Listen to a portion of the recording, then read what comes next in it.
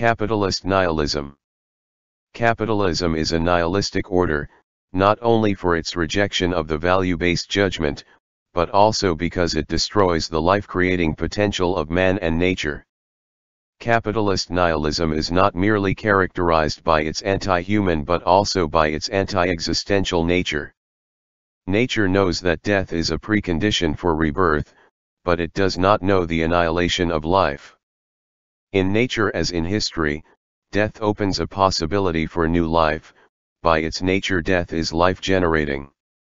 Capitalism destroys the very cycle of death and rebirth, that is, the life-generating potential of death, and produces a destructive nothingness. Capitalism does not generate merely a totalitarian state, but also a totalitarian society. As a matter of fact, life, itself, became a totalizing force that forms men's characters, their consciousness, interpersonal relations, their position toward nature.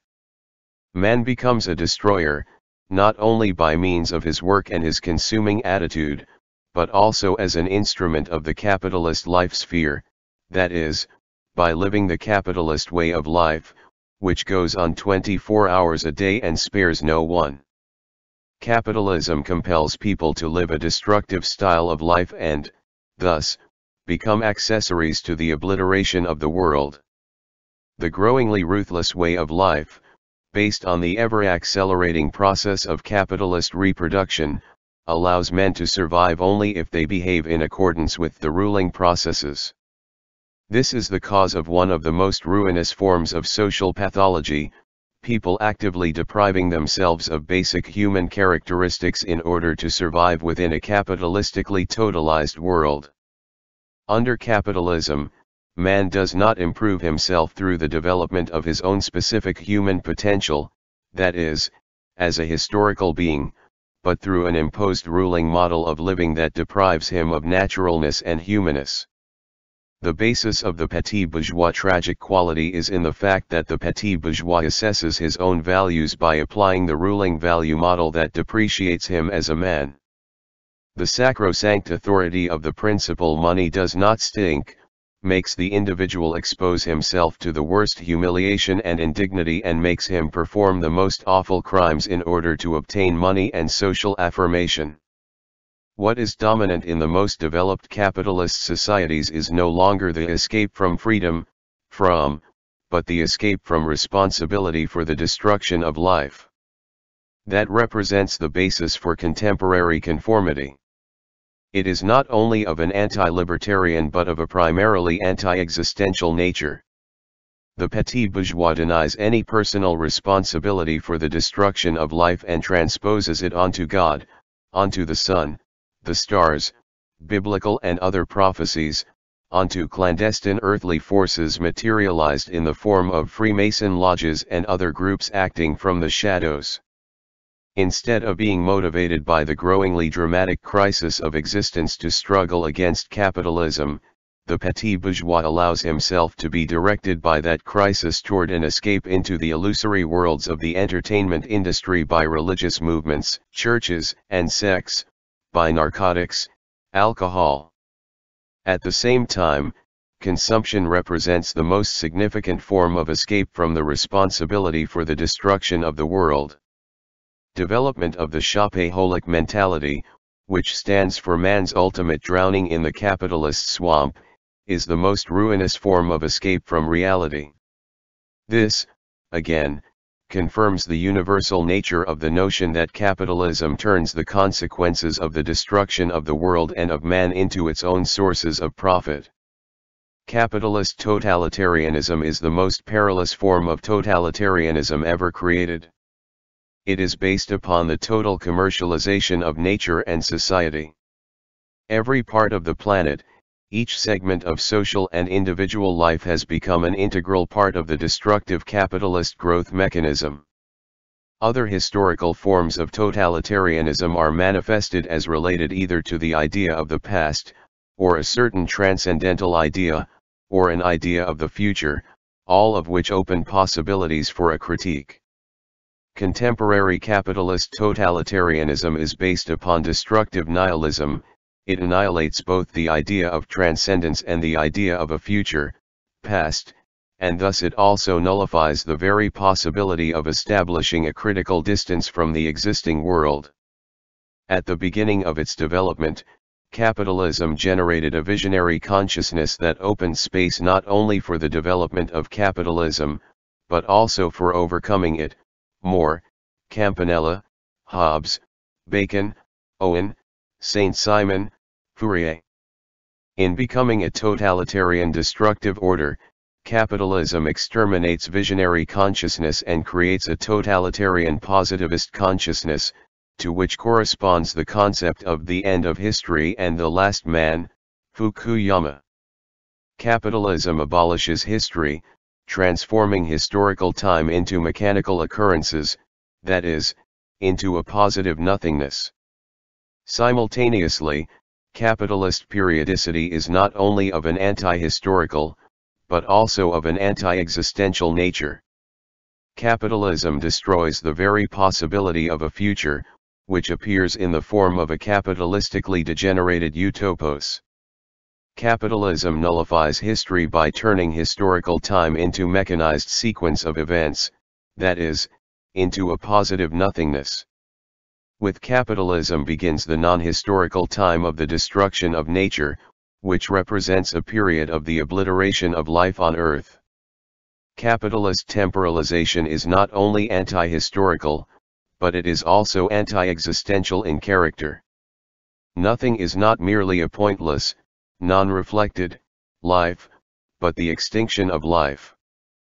Capitalism is a totalized annihilating power that generates absolute nothingness and therefore induces a fatal and hopeless tragic quality.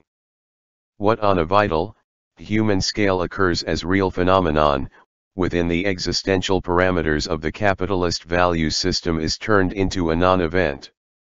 Capitalism annihilates the human, in order to give a spectacular dimension to the non-human and the anti-human. In that process a fetish quality is being attributed to the very process of annihilation, instead of just to specific objects or phenomena.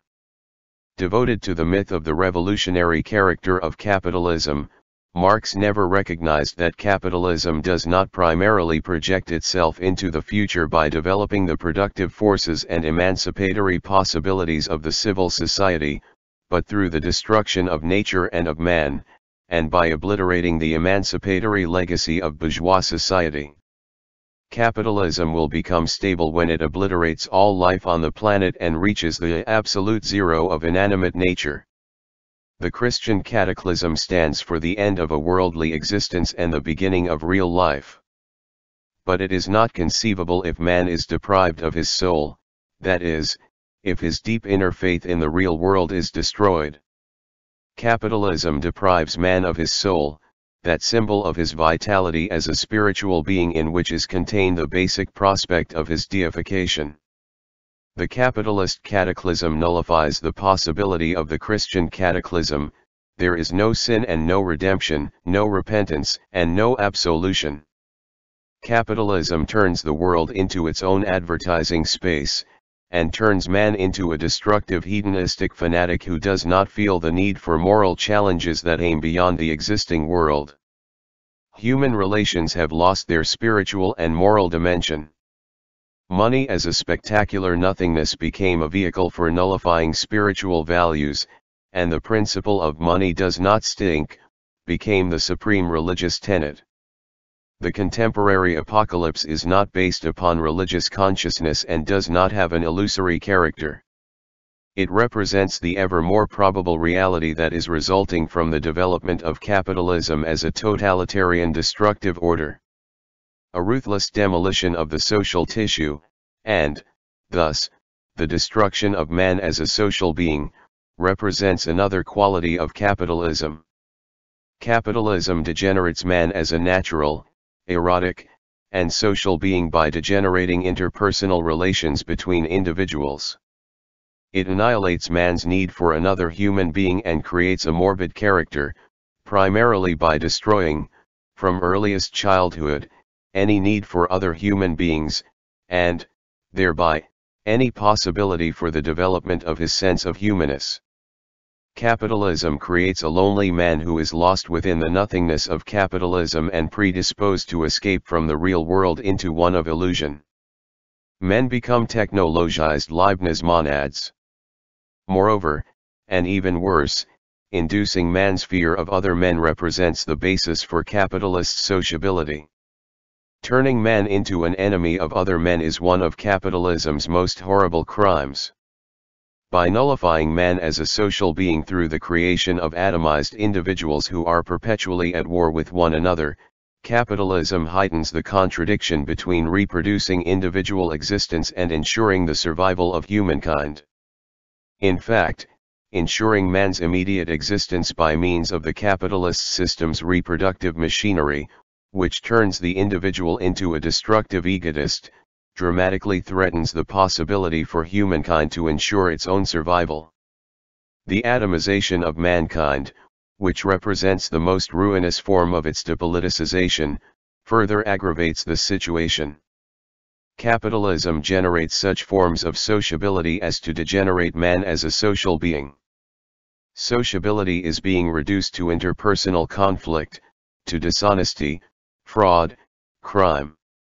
Nothing in the contemporary world destroys man's need for others more effectively than do contemporary interpersonal contacts. The authentic interpersonal relations in which man can realize himself as a libertarian, erotic, emotional, spiritual, and creative being are nullified, causing relations between people to take on a technical and destructive nature, leaving man a mechanical and destructive being.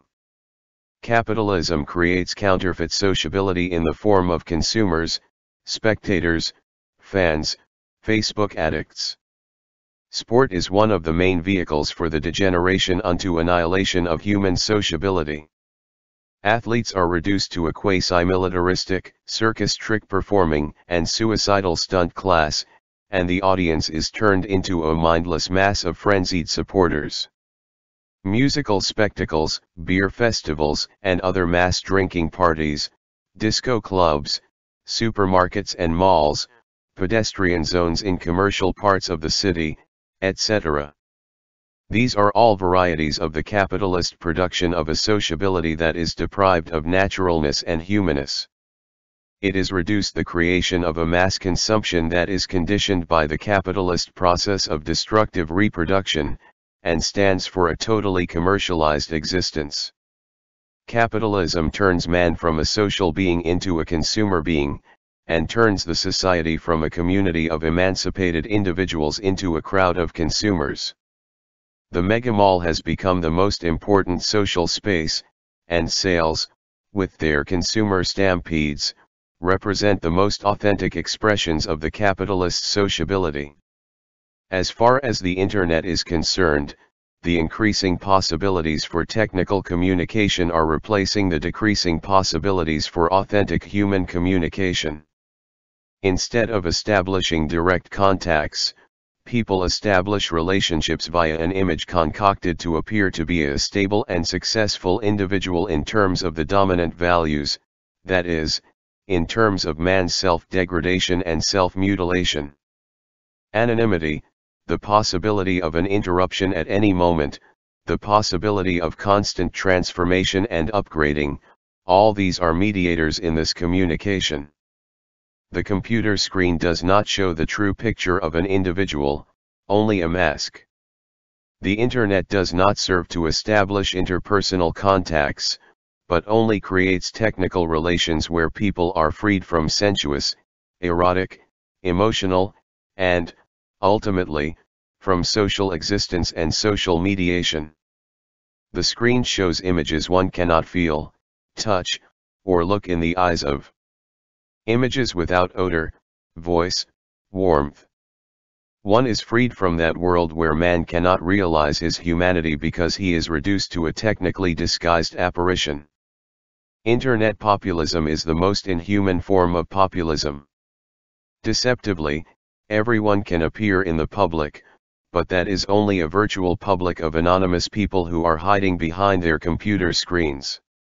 At the same time, the overwhelming majority of texts diffused on internet are without cultural sophistication and being imposed by means of ever more aggressive technical presentations produced from the machinery of the advertising industry driving consumer society. The worst thing is that young people accept being thrown into this virtual world. It is a conformist solution for a lonely soul mired in capitalist hopelessness. To accept this virtual world means, in fact, to accept the existing world in which there is no place for youth, love, future. Ultimately, it is about removing any possibility of peoples coming together and acting as political subjects, striving to eradicate the causes of misery. The annihilation of man as a social being by means of technology and the consumer way of life represents the most efficient way to bring about his depoliticization.